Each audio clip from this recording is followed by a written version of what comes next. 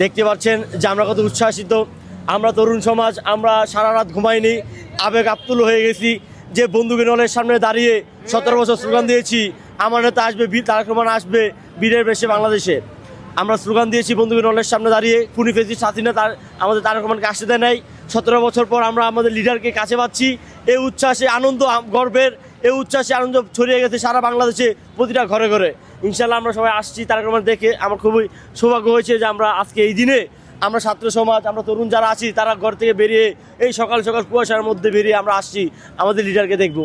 অবশ্যই অবশ্যই পালন করতে হবে। যে নেতা দীর্ঘ 17 বছর পর বাংলাদেশে আসছে, এই 25 ডিসেম্বর বাংলাদেশ পরিবর্তনের, আমরা আজীবন এটা মনে রাখবো। আমরা আজীবন তরুণ সমাজ, যত দল আছে, যত মানুষ আছে, সবাই এটাকে উপলক্ষ করে প্রতি বছর আমরা পরিবর্তন হিসেবে এই দিনটি দিবস পালন করব।